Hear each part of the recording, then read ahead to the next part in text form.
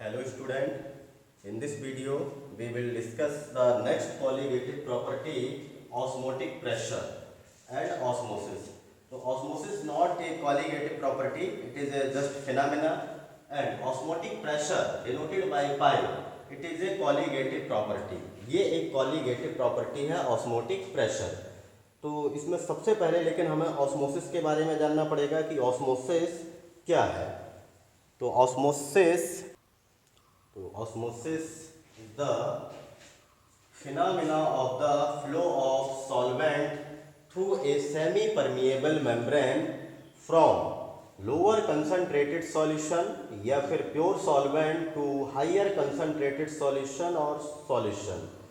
तो यहाँ पर देखिए ये फिनोमेना है जिसमें सिर्फ और सिर्फ सॉल्वेंट मॉलिक्यूल्स ही सेमी परमेबल मेम्ब्रेन के थ्रू जो है पास हो सकते हैं या फ्लो हो सकते हैं, और वो भी कहाँ से कहाँ की ओर फ्लो होते हैं, लोअर कंसनट्रेटेड सॉल्यूशन मीन्स, या फिर ये बोल सकते हैं कि प्योर सॉल्वेंट जिसमें वाटर की मात्रा ज़्यादा है, टू हायर कंसनट्रेटेड सॉल्यूशन और जिसमें मतलब वाटर की मात्रा, यदि हमने एज ए सॉल्वेंट यदि वाटर लिया हुआ है तो जिसमें वाटर कम होगा वहाँ की ओर मूव करते हैं।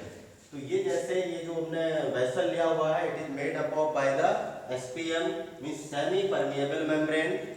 Semi permeable membrane also called parchment membrane, cell membrane, animal membrane या प्लांट सेल मेम्ब्रेन, अलग अलग नामों से इनको जो है बताया जाता है।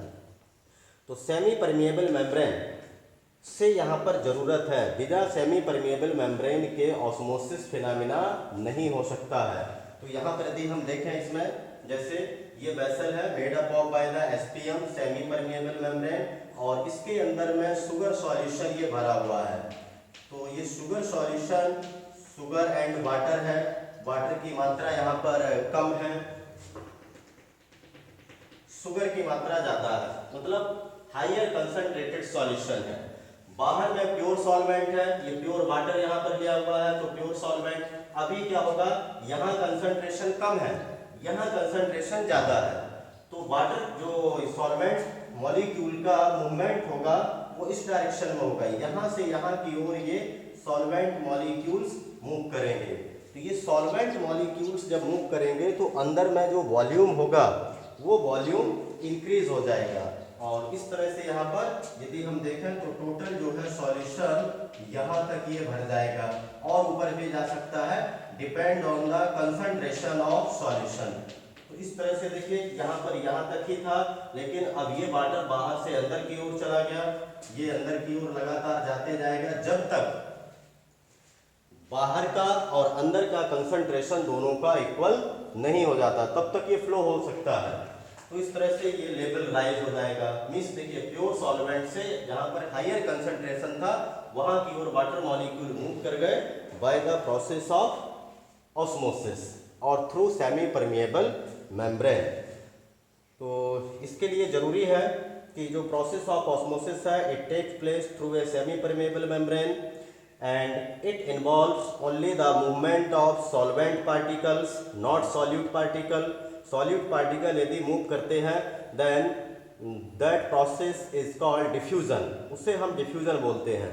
तो ऑस्मोसिस में सिर्फ और सिर्फ सॉल्वेंट मॉलिक्यूल्स ही पास हो सकते हैं, और यहाँ पर movement lower concentrated solution to higher concentrated होता है, जबकि डिफ्यूजन में उल्टा है, हायर कंसंट्रेटेड से लोअर कंसंट्रेटेड की तरफ सॉल्यूट पार्टिकल्स मूव करते हैं। और जो ऑस्मोसिस है it is limited to only solutions, solution के अलावा मतलब ऑस्मोसिस और दूसरे उसमें नहीं हो सकता है। और इसको हम रोक भी सकते हैं ऑस्मोसिस को by applying the pressure, additional या external pressure on higher concentrated solution side. जैसे यहाँ पर मान लीजिए कि हायर कंसंट्रेशन है, यहाँ एक यदि हम पिस्टन लगा दें, इस पिस्टन को ऊपर से प्रेशराइज करें, तो अब ये वाटर मॉलिक्यूल यहाँ के ऊपर जो है और नहीं आ सकता है, इसके बाद ये प्रोसेस रुक जाएगी। तो जहाँ पर हम इसको रोकना चाहें वहाँ पर इस प्रोसेस को रोका भी जा सकता है। Osmosis phenomena was first studied by Abnaulet in 1748। सबसे पहले इसको एबनॉलेट के द्वारा स्टडी किया गया था ऑस्मोसिस को 1748 में। आगे थोड़ा सेमी परमेबल मेम्ब्रेन से कभी कभी एक क्वेश्चन आता है कि इसको कैसे मतलब बनाया जाता है, क्योंकि आर्टिफिशियली भी इसको प्रिपेयर कर सकते हैं and naturally available in plant cell और इन एनिमल सेल। एनिमल और प्लांट सेल भी मतलब वो नेचुरली होते हैं। तो सेमी परमेबल मेम्ब्रेन, परमेबिलिटी मतलब which allow the passing of particles solute और सॉल्वेंट, लेकिन सेमी मतलब ओनली हाफ, जो कुछ पार्टिकल्स सेलेक्टेड पार्टिकल्स को सेलेक्टेड मॉलिक्यूल्स को अलाउ करता है उसमें से पास होना, बाकी पार्टिकल्स को रोक देता है। तो generally semi permeable membrane the membrane which allows only solvent to pass through it, यहाँ से ये सिर्फ और सिर्फ सॉल्वेंट मॉलिक्यूल्स को ही पास करना अलाउ करते हैं, not solute particle, they do not allow the passing of solute particles through it, उसमें से सॉल्यूट पार्टिकल पास नहीं होते हैं, because solvent molecules are small in size while solute molecules are large in size.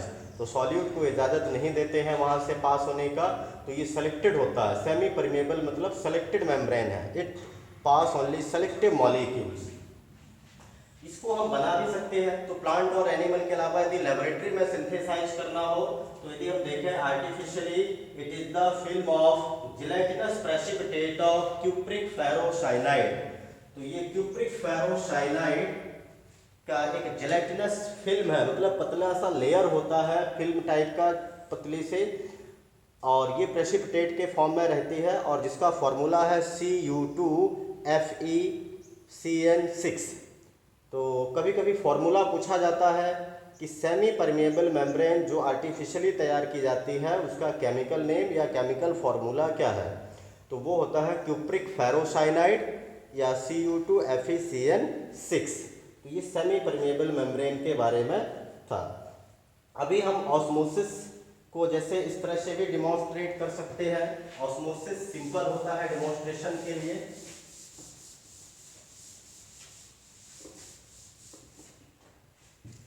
जैसे आपने भी यदि देखा होगा कि यदि हम एक बीकर में वाटर ले लें और आपने कोई फ्लावर लिया है, तो फ्लावर क्या होगा, कुछ समय के बाद उसको अलग कर लिया आपने, प्लांट से डिटैच कर लिया, तोड़ लिया, वो फ्लावर धीरे धीरे मुरझाने लग जाता है, सूखने लगता है, क्योंकि उसमें जो है पानी की कमी होने लगती है।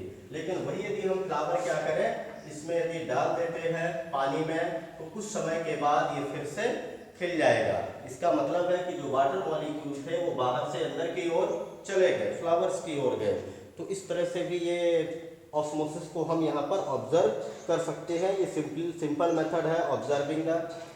या फिर ऐसा भी कर सकते हैं, यहाँ पर आपने जो रेजेंस किसमिस होते हैं, तो किसमिस ड्राई रेजेंस है, वो ड्राई रेजेंस को इसमें डाल दीजिए तो इस तरह से होगा। लेकिन कुछ समय के बाद जो फूलने के बाद फिर क्या हो जाते हैं, ये इस तरह से गोल गोल हो जाते हैं। तो इसका मतलब है कि यहाँ पर भी प्रोसेस ऑफ ऑस्मोसिस हुआ है। यहाँ पर भी आप डेली लाइफ में मतलब बहुत जगह पर इसको ऑब्जर्व कर सकते हैं।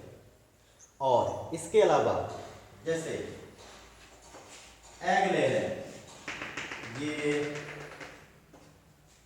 हमने एग लिया, एग को इसके ऊपर एक हार्ड सेल रहता है made up of by calcium carbonate.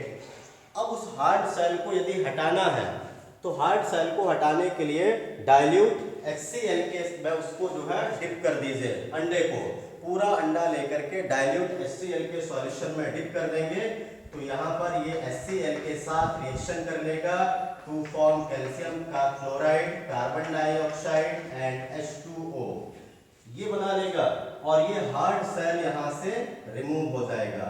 तो इस तरह से आपको अंदर में जो है एग था उसका एक देखेंगे आप, ऊपर साइड में एक झिल्ली के जैसी होती है, मतलब हल्की पतली पॉलीथीन फिल्म होती है, वो एक्चुअल में उसका सेमी परमिएबल मेम्ब्रेन है। अब इस तरह से दो अंडे यदि हम ले लें, तो जो छिले हुए हैं जिनका हमने हार्ड जो लेयर था, सेल था, वो रिमूव कर दिया है। एक में ले लें प्योर वाटर, इस प्योर वाटर में इसको यदि हम डाल देते हैं तो धीरे धीरे इसका साइज जो होगा ये बढ़ जाएगा। मतलब यहाँ पर क्या हुआ है, ये वाटर मॉलिक्यूल्स बाहर से अंदर की ओर गए हैं, When the solvent molecules move from outer side to inner side, this process is known as exosmosis. इसको एंडोस्मोसिस, क्योंकि बाहर से अंदर की ओर गया है तो एंडोस्मोसिस का नाम दिया जाता है। तो यहाँ जो प्रोसेस होगी ये है एंडोस्मोसिस। अब दूसरे हम इसमें सेकेंड बीकर में NaCl का सॉल्यूशन है, कंसंट्रेटेड सॉल्यूशन है। तो यहाँ पर ऑस्मोसिस एंडोस्मोसिस इसलिए हुआ है, अंदर में कंसंट्रेशन हाई था एग के, बाहर में कंसंट्रेशन लो था, इसीलिए बाहर से वाटर मॉलिक्यूल अंदर की ओर मूव कर गए and this phenomena is known as endosmosis. अब हम सेकंड वाले को इसमें डाल देते हैं तो ये धीरे धीरे क्या होगा, अब अंदर का कंसंट्रेशन लो है, बाहर में कंसंट्रेशन हाई है। तो ये यहाँ पर हाई कंसंट्रेटेड NaCl सॉल्यूशन लिया है। तो ये एग जो अंदर में उसका मटेरियल भरा हुआ है वो धीरे धीरे श्रिंक होना स्टार्ट कर जाएगा। मतलब आपको जो है यहाँ पर ये अब ये श्रिंक हो जाएगा इस तरह से। तो ये बाहर वाला इस तरह से प्रोसेस में क्या हुआ, अभी सॉल्वेंट मॉलिक्यूल कहाँ से कहाँ की ओर मूव कर गए हैं, ये इनर से आउटर साइड की ओर, तो ये बाहर की ओर गए हैं। तो यहाँ solvent molecules move from inside to outer side, इसलिए this phenomena is known as exosmosis. तो यहाँ पर जो फिनोमेना हुआ है ये एक्सोस्मोसिस है। तो एक्सोस्मोसिस और एंडोस्मोसिस ये ऑस्मोसिस के दो फिनोमेना है। तो इस तरह से हम उसको देख सकते हैं कि ये वाटर मॉलिक्यूल बाहर से अंदर या अंदर से बाहर जा सकते हैं, depend on the concentration of solution inside the cell and outside the cell. यदि अंदर का कंसंट्रेशन लो है तो बाहर से मॉलिक्यूल अंदर से बाहर की ओर जाएंगे, और यदि अंदर का कंसंट्रेशन हाई है तब सॉल्वेंट मॉलिक्यूल बाहर से अंदर की ओर आएंगे। आगे है ऑस्मोटिक प्रेशर। तो ऑस्मोटिक प्रेशर कैसे डेवलप होता है, जब ये वाटर मॉलिक्यूल इस सेल के अंदर जाएंगे तो इसका तो टोटल साइज क्या हो गया, बढ़ गया, ये इतना हो जाएगा। ये टोटल साइज बढ़ने से अंदर सॉल्वेंट मॉलिक्यूल उसकी वॉल पर प्रेशर एक्सर्ट करेंगे, जो एग के सेल मेम्ब्रेन है उस पर pressure exerted by the solvent molecule and this pressure which is exerted by the solvent molecule on the wall of cell membrane या on the cell membrane is known as osmotic pressure। Osmotic pressure ये हो गया। तो इस तरह से यदि हम देखें तो ऑस्मोटिक प्रेशर तब तक मतलब जो होता है जब तक दोनों इक्विलिब्रियम में नहीं आ जाते हैं वहाँ पर वो मैक्सिमम ऑस्मोटिक प्रेशर होगा। तो ऑस्मोटिक प्रेशर को हम डिफाइन इस तरह से भी कर सकते हैं, the equilibrium hydrostatic pressure on the solution due to osmosis of pure solvent into it is a measure of osmotic pressure। मतलब इक्विलिब्रियम हाइड्रोस्टैटिक प्रेशर का मतलब है कि जो सॉल्यूशन पर सॉल्वेंट, जैसे हम यहाँ से सॉल्वेंट को सेमी परमिएबल मेम्ब्रेन के थ्रू ये सॉल्वेंट मॉलिक्यूल इधर की ओर पास करेंगे, ये direction of the movement of solvent particle है।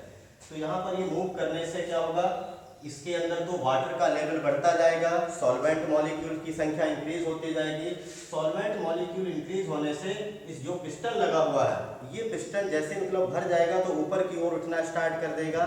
ये मान के चलें कि पिस्टन जो है वेटलेस और फ्रिक्शनलेस पिस्टन लगा हुआ है, ये कंसिडर करके चलते हैं। तो पिस्टन के ऊपर यहाँ पर सॉल्वेंट के द्वारा कितना प्रेशर अप्लाई किया जाता है, hydrostatic pressure on the solution पर due to osmosis of pure solvent के ऑस्मोसिस के द्वारा कितना वहाँ प्रेशर अप्लाई होता है, this pressure is known as osmotic pressure. तो या फिर इस तरह से भी इसको हम फाइंड कर सकते हैं कि यहाँ से पिस्टन क्या होगा, ये जो है नीचे जाएगा क्योंकि वाटर मॉलिक्यूल इधर की ओर इधर से आते जाएंगे। यहाँ पर किसकी वजह से होगा, एटमॉस्फेरिक प्रेशर। ये एटमॉस्फेरिक प्रेशर यहाँ पर क्योंकि लगेगा, एटमॉस्फेरिक प्रेशर है P। तो ये एटमॉस्फेरिक प्रेशर जो होगा इसकी वजह से पिस्टन नीचे जाएगा, सॉल्वेंट मॉलिक्यूल जाएंगे सॉल्यूशन में, सॉल्वेंट से सॉल्यूशन की तरफ जाएगा। यहाँ सेमी परमेबल मेम्ब्रेन लगा हुआ है, ये पिस्टन ऊपर की ओर राइज करना स्टार्ट करेगा। लेकिन हम ये करें कि इस पिस्टन को यहाँ से एक्सटर्नल प्रेशर के द्वारा दबा दें। यहाँ पर हमने एक्सटर्नल प्रेशर लगाया, मतलब atmospheric pressure plus P dash.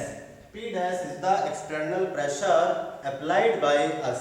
हमारे द्वारा जो भी एक्सटर्नल प्रेशर अप्लाई किया होगा वो P डैश है, या P डैश की जगह पर हम इसको पाई के द्वारा भी डिनोट कर सकते हैं। तो ये प्रेशर हमने लगाया to prevent the process of osmosis. कितना हमने प्रेशर अप्लाई किया ताकि ये सॉल्वेंट मॉलिक्यूल इधर से इधर की ओर ना जा पाए, क्योंकि यदि आप दोनों को ऐसे रख देते हैं कनेक्ट करके सेमी परमेबल मेम्ब्रेन से, तो सॉल्वेंट मॉलिक्यूल सॉल्यूशन की तरफ जाएंगे। लेकिन यदि हम ऊपर से वो एक्सटर्नल प्रेशर पाई यदि अप्लाई कर देते हैं, तो एक्सटर्नल प्रेशर हमने कितना अप्लाई किया हुआ है to stop the process of osmosis. Osmosis को रोकने के लिए it is a measure of osmotic pressure. तो इस तरह से हम ऑस्मोटिक प्रेशर को मेजर कर देते हैं और हम नहीं दबाएंगे। इससे एक मतलब जो है प्रेशर गेज मशीन जुड़ा रहता है। प्रेशर गेज मशीन से ये पता चलता है कि कितना फोर्स अप्लाई किया गया है और इस तरह से उसको कैलकुलेट किया जा सकता है। ऑस्मोटिक प्रेशर कितना हमने अप्लाई किया है to prevent the process of osmosis. तो इस तरह से इसको डिफाइन और भी कर सकते हैं, ये सिंपल तरीका है। The axis pressure which must be applied to a solution। solution की साइड अप्लाई किया है to prevent the passage or flow of solvent into it through a semi permeable membrane। हमने कितना एक्सिस प्रेशर अप्लाई किया है solution की side, ताकि solvent molecules pure solvent की तरफ से सॉल्यूशन की तरफ ना जा पाए। इसे हम ऑस्मोटिक प्रेशर बोलते हैं। अब ऑस्मोटिक प्रेशर जो होता है, यदि देखा जाए डाइल्यूट सॉल्यूशन के लिए, तो वान हॉफ ने 1887 में ऑब्जर्व किया कि for dilute solution osmotic pressure is equal to CRT। C is the concentration and it is equal to the molarity। पाई तो ऑस्मोटिक प्रेशर हो गया, ऑस्मोटिक प्रेशर जो पाई डिनोट किया हुआ है, C is the concentration and it is equal to molarity, means denoted by जो हम capital M करते हैं, number of moles of solute present in given liter 1 liter solution is known as molarity। तो molarity की जगह पर concentration भी रख सकते हैं। R is a gas constant, R की वैल्यू गैस कांस्टेंट है और ये 0.082 या 0.0831 इस तरह से इसकी वैल्यू को हम यूज करते हैं बार में या ATM में। एनर्जी के केस में 8.314 जूल पर केल्विन पर मोल। तो यहाँ एनर्जी नहीं हम फाइंड कर रहे हैं, प्रेशर और T इज द टेम्परेचर। तो यदि यहाँ पर ये देखा जाए, ये तो फिक्स होगा टेम्परेचर, टेम्परेचर को हम इंक्रीज या डिक्रीज नहीं करेंगे, because on varying the temperature molarity of the solution also changes. Molarity जो है वो भी वेरी कर जाएगी, इसलिए इन दोनों को हमें क्या करना पड़ेगा, इन दोनों टर्म्स को कांस्टेंट के रूप में लेना पड़ेगा। यदि ये दोनों वैल्यू यदि कांस्टेंट है, ये तो already R is the gas constant, T temperature है, ये भी यदि हमने कांस्टेंट कर दिया तो ये हो जाएगा pi is directly proportional to C, means directly proportional to the concentration of solution और मोलैरिटी ऑफ द सॉल्यूशन। और कंसंट्रेशन का मतलब होता है it depend on the number of moles of solute. तो therefore osmotic pressure is a colligative property. Pi is a colligative property because it is directly proportional to the number of moles of solute।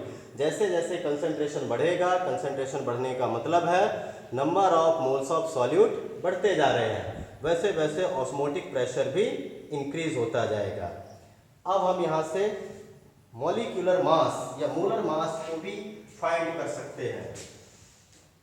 तो determination of molar mass of solute. Solute के molar mass को किस तरह से find किया जा सकता है बाय यूजिंग ऑस्मोटिक प्रेशर। तो पाई इज इक्वल टू है CRT। अब हम इसी फॉर्मूले को मोलरिटी इज इक्वल टू रख लें, कंसंट्रेशन इज इक्वल टू होगा number of moles of solute upon volume of solution in litre into RT। RT तो पहले से ही था, number of moles of solute upon volume of solution in litre. LV is equal to रख सकते हैं given mass of solute upon molar mass of solute, और volume यदि हमने मिलीलीटर में लिया है तो इसको 1000 से डिवाइड करेंगे, जो कि यहाँ पर वैल्यू हो जाएगी ये 1000। यदि नहीं कर रहे हैं, यदि ये लीटर में है तो 1000 से आपको डिवाइड करने की जरूरत या ऊपर में मल्टीप्लाई करने की जरूरत नहीं पड़ेगी। तो दोनों तरीके से यहाँ फॉर्मूले को लिखा जा सकता है। तो pi is equal to MV is equal to, इस तरीके से भी आप लिख सकते हैं यहाँ पर WB RT upon pi into V, ये लीटर में होगा, और यदि आपने मिलीलीटर में लिया हुआ है तो WB into RT upon pi into V millilitre, तब यहाँ पर ये 1000 भी आ जाएगा।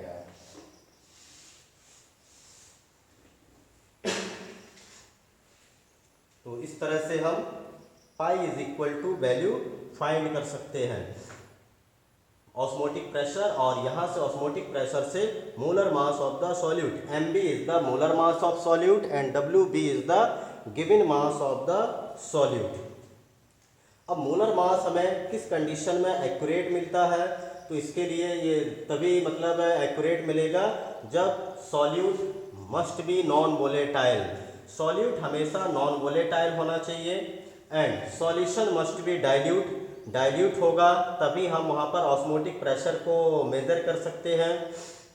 मतलब ये 5% से ज़्यादा नहीं होना चाहिए, और solute molecule should not undergo dissociation और एसोसिएशन।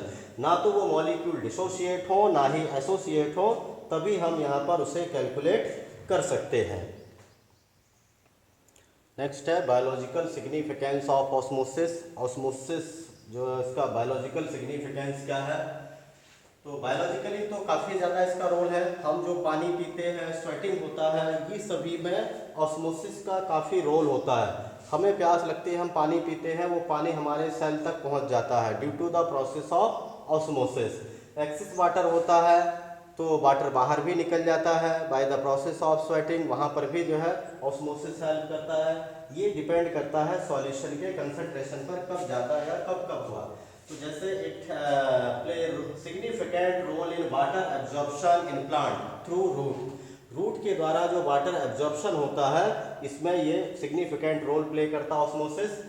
लीव्स में क्या होता है, पानी की कमी हो जाती है by the process of evaporation, वहाँ से वाटर इवापोरेट हो जाता है, और तो रूट्स उस वाटर को एब्जॉर्ब करते हैं और ये पत्तियों तक पहुँचाया जाता है। पत्तियों में सक्शन प्रेशर डेवलप हो जाता है, इस तरह से ऑस्मोसिस के द्वारा वह वाटर को एब्जॉर्ब कर लेते हैं। ये रूट्स के थ्रू पूरे उसमें पहुँच जाता है सेल टू सेल, और सेल मेम्ब्रेन जो होती है वो वहाँ से SPM सेमी परमिएबल मेम्ब्रेन का काम करती हैं। अब एक है हीमोलिसिस, स्वेलिंग और rupture of cell due to osmosis. मान लीजिए ये सेल है, अब इस सेल में क्या हुआ कि ये बाहर से इसमें बहुत ज़्यादा वाटर, इसका कंसंट्रेशन यहाँ पर हाई है अंदर में, बाहर डाइल्यूट है, मतलब बाहर प्योर वाटर है, तो बाहर से सॉल्वेंट मॉलिक्यूल अंदर की ओर जाएंगे और अंदर तब तक जाते जाएंगे जब तक दोनों तरफ का सॉल्यूशन इक्विलिब्रियम में ना आ जाए, अंदर का बाहर का। यदि मान लीजिए कि बहुत ज़्यादा कंसंट्रेटेड हो चुका है सेल अंदर में, तो बाहर पानी बाहर से बहुत ज़्यादा जाएगा, और इससे ये हो सकता है कि उसका धीरे धीरे वॉल्यूम बढ़ता जाएगा और एक समय पर ये सेल बस्ट भी हो सकती है। तो स्वेलिंग और rupture of cell is known as haemolysis. इस कंडीशन को हम हीमोलिसिस बोलते हैं। ये प्लांट में कई बार जैसे देखने को मिलता है। इसके अपोजिट है प्लाज्मोलाइसिस। प्लाज्मोलाइसिस है श्रिंकिंग ऑफ सेल। अब मान लीजिए कि इसके अंदर का सॉल्यूशन कैसा है, लो कंसंट्रेटेड है, इसके बाहर हाई कंसंट्रेटेड है, तो यही सेल क्या हो जाएगा, इस तरह से श्रिंक हो जाएगा। तो the shrinking of cell is known as plasmolysis by the process of osmosis. Osmosis के द्वारा यदि सेल सिकुड़ जाता है तो उसे हम प्लाज्मोलाइसिस बोलते हैं। तो और भी इसके यूज हैं, जैसे मार्सी लैंड जो होता है, जहाँ सैलाइन वाटर है, वहाँ पर क्या होता है कि जनरली मार्सी लैंड में नमक अंदर सेल के अंदर बहुत ज़्यादा हो जाता है सैलाइन नेचर होने के कारण, तो वो हाईली कंसंट्रेट हो जाते हैं, सेल के अंदर का सॉल्यूशन काफ़ी कंसंट्रेट हो जाता है। और ये कंसंट्रेशन होने से बाहर, क्योंकि वहाँ तो बहुत ज़्यादा पानी रहता है, वो पानी अंदर की ओर मूव करता जाता है और एक समय पर वो पूरे जो है उसके रूट्स के जो सेल हैं वो बस्ट हो जाते हैं मार्सी लैंड के। तो रूट के सेल बस्ट होने से प्लांट जो है धीरे धीरे डिके हो जाता है, वो खत्म हो जाता है। इस तरह से प्लांट डिके स्टार्ट हो जाता है। उस प्लांट डिके को यदि रोकना है तो वहाँ पर हमें फर्टिलाइजर्स को यदि हम ऐड कर दें, एडिशन ऑफ फर्टिलाइजर में raise osmotic pressure of soil water. ये क्या करेगा, फर्टिलाइजर के मिक्स होने से जो बाहर में वाटर है उसका भी प्रेशर बढ़ जाएगा, ऑस्मोटिक प्रेशर बढ़ेगा, मतलब वहाँ का कंसंट्रेशन इंक्रीज हो जाएगा। और जब कंसंट्रेशन इंक्रीज हो जाएगा तो अब बाहर से जो वाटर है मॉलिक्यूल सेल के अंदर नहीं जाएंगे, रूट्स के अंदर नहीं पहुँचेगा वाटर। और जब वाटर वहाँ नहीं पहुँचेगा तो इससे क्या होगा, सेल जो है बस्ट हो रही थी उसको हम रोक सकते हैं, उसको चेक कर सकते हैं, प्रिवेंट किया जा सकता है। तो इस तरह से मार्सी लैंड में यदि हम फर्टिलाइजर्स ऐड करते हैं तो वो एक्सेसिव वाटर को एब्जॉर्ब नहीं कर पाते हैं, जिससे मतलब प्लांट डिके जो है प्रिवेंट हो जाता है। इसके अलावा देखें और जैसे use of salt and sugar, आपने भी पिकल्स में जैसे सॉल्ट मिक्स करते हुए देखा है। तो क्यों मिक्स करते हैं, अचार जो जैसे मैंगो है या कोई भी दूसरे हैं जिनके हम अचार रखते हैं, पिकल्स बनाते हैं, उसके अंदर तो पानी है, उस पानी को ये क्या करता है, जो सॉल्ट है वो बाहर निकाल देता है। तो इसके अंदर क्या पानी नहीं रह जाएगा, by the process of exosmosis the water molecule move from inside to outside of the cell. ये अंदर से बाहर चला जाएगा और इस तरह से फिर वो फर्दर उसमें जब वाटर नहीं रहेगा तो फंगस नहीं लगेगा जल्दी से उस पर, और बैक्टीरिया वगैरह ग्रो नहीं कर पाते। इस तरह से हम उसको पिकल्स या जाम में साल्ट या शुगर को मिक्स करके भी ऑस्मोसिस के द्वारा इसे रोका जा सकता है। आगे है आइसोटोनिक सॉल्यूशंस। इसके लिए हमें जैसे ये दो सॉल्यूशन यदि हम ले लें, consider two solution A and B. अब यदि ए और बी इन दोनों का यदि वेपर प्रेशर सेम होगा तो ऑस्मोटिक प्रेशर भी सेम होगा। यदि ऐसी कंडीशन है the solutions having same osmotic pressure, यदि इन दोनों सॉल्यूशन का ऑस्मोटिक प्रेशर सेम हो at the same temperature, then these solutions are called isotonic solution। Iso मतलब होता है सेम, तो आइसो मीन्स सेम है, तो जिस यदि दोनों का ऑस्मोटिक प्रेशर सेम होता है तब वो कहलाएंगे आइसोटोनिक सॉल्यूशन। मतलब यहाँ पर pi A is equal to pi B है। इसी तरह से यदि एक है हाइपरटोनिक सॉल्यूशन, अब मान लीजिए दो में से एक का कंसंट्रेशन ज्यादा है, तो हाइपर जैसे बोलते हैं कई बार हाइपर हो जाना, मतलब एग्रेसिव मींस ज्यादा उत्तेजित हो जाना। तो hypertonic if a solution has more osmotic pressure than other, यदि हम दूसरे से कंपेयर करें और जिसका ऑस्मोटिक प्रेशर ज्यादा होगा वो सॉल्यूशन हाइपरटोनिक सॉल्यूशन कहलाता है। जैसे osmotic pressure of A is greater than B, इसका मतलब है कि ए इज हाइपरटोनिक और बी हो जाएगा hypotonic solution. If a solution has less osmotic pressure than other, then this solution is called hypotonic solution. For example, osmotic pressure of B is lesser than A, then B is a hypotonic and A is hypertonic. आगे एक example है, जैसे तो NaCl है और यहाँ है fluid of RBCs। NaCl का भी हम सॉल्यूशन लें 0.91% NaCl सॉल्यूशन, मतलब 1% से भी कम है। 0.91% NaCl solution is isotonic with fluid of RBC। ये RBC के फ्लूइड से आइसोटोनिक है, मतलब यदि हम इस क्वांटिटी में NaCl का यूज कर रहे हैं तो नो सिंकिंग और स्वेलिंग ऑफ RBC, तो ऐसी कंडीशन में ना तो आरबीसी श्रिंक होगा ना ही स्वेल होगा, क्योंकि दोनों आइसोटोनिक हैं। अब जनरली ये होता है कि जब हम ये मेडिसिन लेते हैं जनरली इंजेक्शन के फॉर्म में, जब उसको इंजेक्ट किया जाता है किसी मेडिसिन को, before injecting it mixed with saline water, उस मेडिसिन को सैलाइन वाटर के साथ मिक्स किया जाता है। यदि आपने इंजेक्शन लिया, मान लीजिए कि उस इंजेक्शन का कंसंट्रेशन 0 है, मतलब प्योर सॉल्वेंट है, प्योर सॉल्वेंट के जैसा लो कंसंट्रेशन है, तो क्या होगा, वो हमारे वेंस में जाते ही आरबीसी के साथ मिक्स होगा और उसका कंसंट्रेशन कम होने के कारण वहाँ पर वो सेल श्रिंक भी हो सकता है, क्योंकि अंदर से वाटर मॉलिक्यूल बाहर आएगा, या बाहर से यदि मान लीजिए कि अंदर चला गया तो इसमें स्वेलिंग भी हो सकती है। तो यदि हमने लो कंसंट्रेटेड मेडिसिन दिया तो फिर सेल क्या हो जाएगा, श्रिंक हो जाएगा, और यदि इससे ज़्यादा कंसंट्रेटेड दिया तो फिर वो है श्रिंक हो सकता है। तो इसलिए हम जब मेडिसिन देते हैं, इंट्रावेनस जो इंजेक्शन आते हैं उनको जनरली सैलाइन वाटर के साथ मिक्स किया जाता है बिफोर इंजेक्टिंग, ताकि ये आइसोटोनिक हो जाए किसके साथ, हमारे फ्लूइड के, आरबीसी के फ्लूइड के साथ।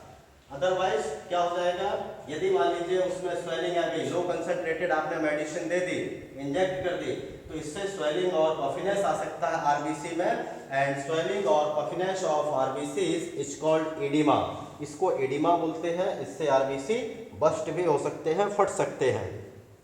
तो इस तरह से हम मेडिसिन जो इंट्रावेनस मेडिसिन है उनको 0.91% NaCl सॉल्यूशन के साथ मिक्स करके देते हैं, इससे ये काफ़ी सेफ हो जाता है। यदि हाइपोटोनिक देंगे तो सेल बस्ट हो जाएगा, यदि हाइपरटोनिक मतलब ज़्यादा यदि मान लीजिए कंसंट्रेटेड दे दिया तो उससे सेल श्रिंक हो जाएगी और कोलैप्स हो सकती है।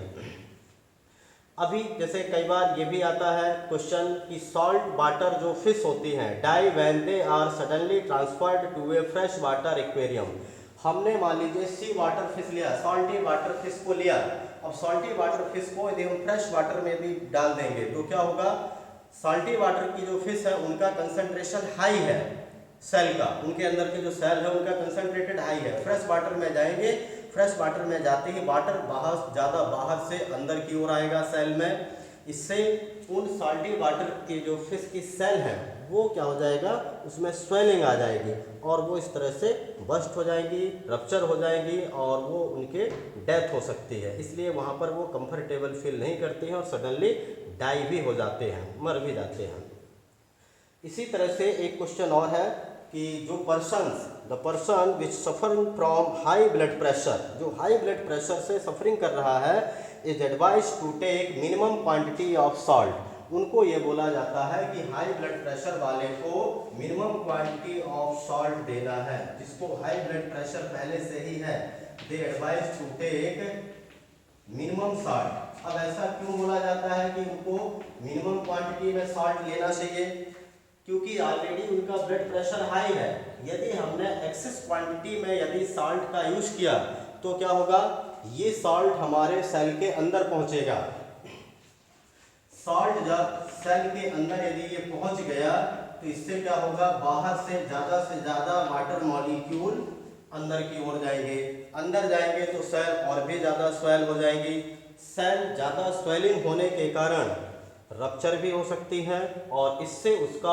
ऑस्मोटिक प्रेशर बढ़ेगा, ऑस्मोटिक प्रेशर बढ़ने से ब्लड प्रेशर और भी ज़्यादा इंक्रीज हो सकता है। इसलिए जिनका हाई ब्लड प्रेशर होता है उनको मिनिमम क्वांटिटी ऑफ सॉल्ट लेने के लिए बोला जाता है।